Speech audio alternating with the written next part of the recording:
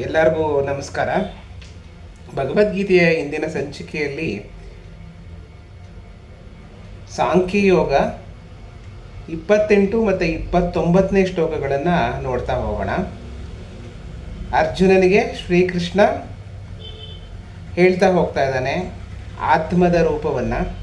ಅದನ್ನೇ ಮುಂದುವರಿಸ್ತಾ 28ನೇ ಶ್ಲೋಕದಲ್ಲಿ ಹೇಳ್ತಾನೆ, ಅವ್ಯಕ್ತಾದೀನಿ ಭೂತಾನಿ ವ್ಯಕ್ತ ಮಧ್ಯಾನಿ ಭಾರತ ಅವ್ಯಕ್ತ ನಿಧನಾನ್ಯೈವ ತತ್ರ ಕಾ ಪರಿದೇವನ ಅಂತ ಹೇಳ್ತಾರೆ.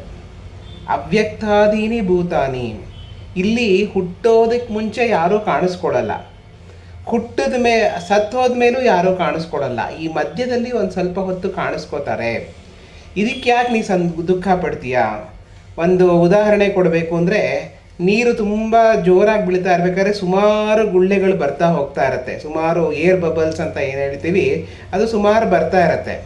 ಅದಾದಮೇಲೆ ತಣ್ಣಗಾಗ್ಬಿಡುತ್ತೆ. ಒಂದು ಸ್ವಲ್ಪ ಹೊತ್ತು ಆ ಗುಳ್ಳೆಗಳಿರುತ್ತೆ, ಅದಾದಮೇಲೆ ಅದು ಹೊಡೆದು ಹೋಗುತ್ತೆ. ಅಷ್ಟೇ ಜೀವನ. ಸ್ವಲ್ಪ ಹೊತ್ತು ಕಾಣಿಸ್ಕೊಳುತ್ತೆ ಆತ್ಮ ಅನ್ನೋದು, ಆಮೇಲೆ ಅದು ಅವ್ಯಕ್ತ ಆಗಿಬಿಡುತ್ತೆ.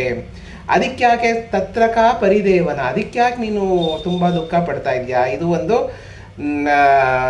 ವಿಧಿ ಸಹಿತವಾದ ಒಂದು ಕ್ರಿಯೆ ನಡೀತಾ ಇದೆ ಅಷ್ಟೇ. ಅದ್ರ ಬಗ್ಗೆ ನೀನು ಅಷ್ಟೊಂದು ವ್ಯಸನ ಪಡಬೇಕಾಗಿಲ್ಲ ಅಂತ ಹೇಳಿ ಶ್ರೀಕೃಷ್ಣ ಹೇಳ್ತಾನೆ.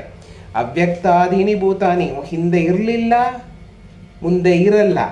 ಒಂದು ಸ್ವಲ್ಪ ಹೊತ್ತು, ಒಂದು ಸ್ವಲ್ಪ ಯಾವುದು ಒಂದು ನಿಯಮಿತವಾದ ಅವಧಿಯ ಮೇಲೆ ಅದು ಕಾಣಿಸ್ಕೊಂಡಿದೆ. ಸಣ್ಣ ಸಣ್ಣ ಗುಳ್ಳೆಗಳು ತಕ್ಷಣವೇ ಹೊಡೆದೋಗ್ಬೋದು, ಸ್ವಲ್ಪ ದೊಡ್ಡ ಗುಳ್ಳೆ ಒಂದು ಸ್ವಲ್ಪ ಟೈಮ್ ತಗೊಂಡು ಹೋಗ್ಬೋದು.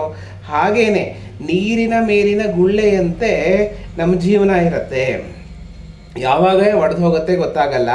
ಅದಕ್ಕೋಸ್ಕರ ನೀನು ಅಷ್ಟೊಂದು ವ್ಯಥೆ ಪಡ್ತಾ ಹೋಗಬೇಡ.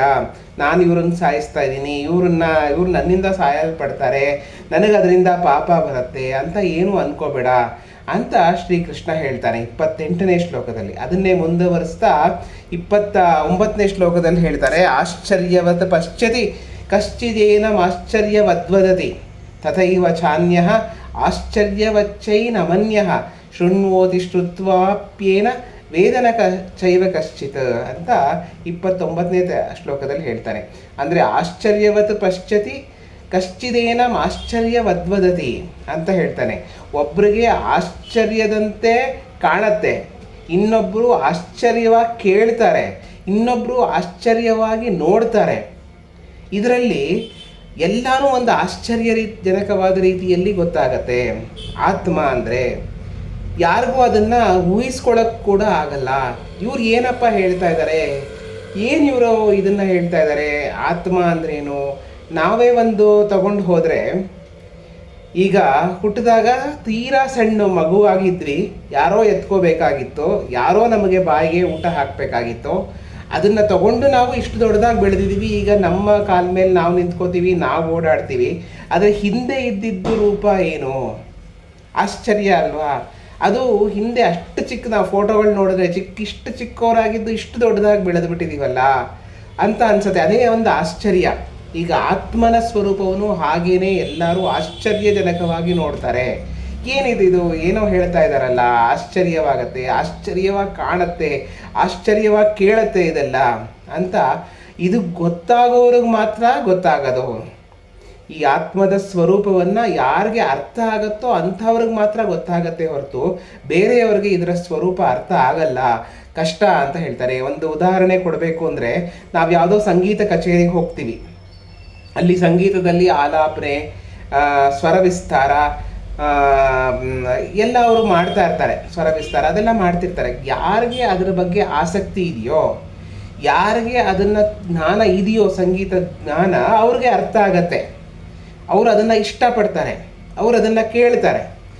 ಕೆಲವ್ರಿಗೆ ಅದ್ರ ಬಗ್ಗೆ ಆಸಕ್ತಿ ಇರಲ್ಲ, ಇಷ್ಟಪಡಲ್ಲ, ಮತ್ತು ಜ್ಞಾನ ಇರಲ್ಲ, ಅಂಥವ್ರು ಅದನ್ನು ಕೇಳೋಕ್ಕಾಗಲ್ಲ. ಅವ್ರಿಗೆ ಒಂದು ಆಶ್ಚರ್ಯ ಆಗುತ್ತೆ, ಬೇಜಾರಾಗತ್ತೆ, ಏನೋ ಹೇಳ್ತಾ ಇದ್ದಾರೆ ಅಂತ.